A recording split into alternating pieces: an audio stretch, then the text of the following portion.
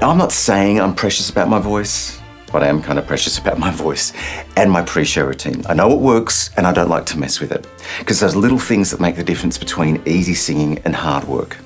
So here are 10 of those little things.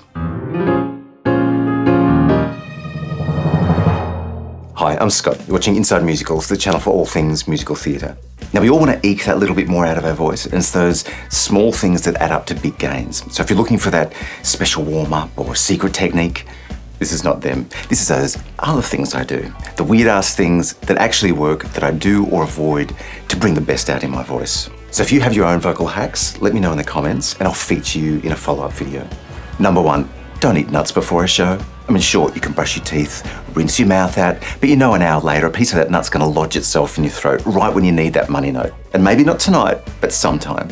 Same with coconut, because it's not like crusty bread that's gonna soften and disintegrate. It's gonna lurk, biding its time for the most humiliating moment. And you know it's gonna happen. So, no matter how tempting, hands off your nuts. Now, number 2, get to know your mic. I'm going to do separate videos on microphone technique and sound checks, but here I'm talking about stamina and efficiency and knowing when to let the mic do some of the work. When it's just me and a piano in a piano bar or hotel or winery, I could be singing for 3 or 4 hours at a stretch. So I need to pace myself, and that's where a mic comes into its own. In a musical, in a large theatre, sometimes you have to project for it to read, for the energy to reach the back of the room. But say in a concert or a cabaret setting where that mic is right in front of your face anyway, you can afford to be more subtle. So take it easy on the easy bits and save your energy for where you want that emotional intensity or where you need the support of a bigger sound. And you do that by finding the sweet spot on the mic, leaning in when you want to amplify the smaller sound and easing back when you project. So if you want more on mic technique, let me know and I'll push it up the priority list. Number 3, while we're on the subject of mics, bring your own microphone. Now, I know in a musical this is not always practical, but in a live venue, have you ever looked at those things? They're caked in lipstick, soaked in spit, years of bad breath and sweaty faces. And years ago when people still smoked in venues, I gag just thinking about that smell. Because they still smell like that, because I don't wash them. And once I see that crud, I think I can think about anything else.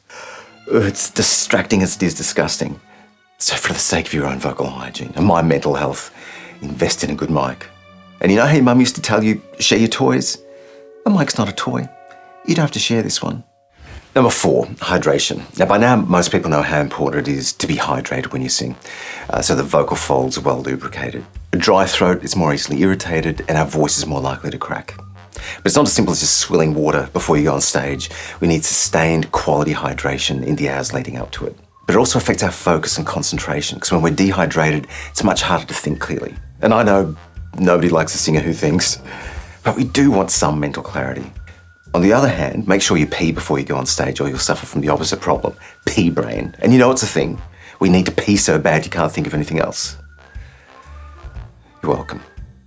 Number 5, taking our cue from Maria von Trapp, this cold night air is no good for the children's voices. So avoid cold air. It's not so much that it's cold, but that cold air is dry air. And that can irritate nose, throat, lungs, and leave us more susceptible to irritation from dust, microbes. Of course, the body can protect itself by creating more mucus, but mucus and singing? I don't think so. And this applies to any rapid change of environment. So if you're going from, say, a heated car to cold weather to an air-conditioned stage, the simplest thing you can do is simply wrap your mouth and nose in a lightweight scarf so you're breathing humid air, or at least consistent air until you acclimatise to the new space. Number 6, dry mouth, dry lips, not a good look on stage. So 3 words, lip balm, lip balm, lip balm. Enough said. Number 7, honey. Now there's actually clinical evidence that compared to a leading medication, honey is more effective at suppressing a dry cough. It's antimicrobial, which can slow down an infection, and demulcent, which can soothe both irritation and inflammation. So either sip it slowly, dilute it in water, or swallow a teaspoon at a time. I mean, don't swallow the teaspoon, swallow the honey.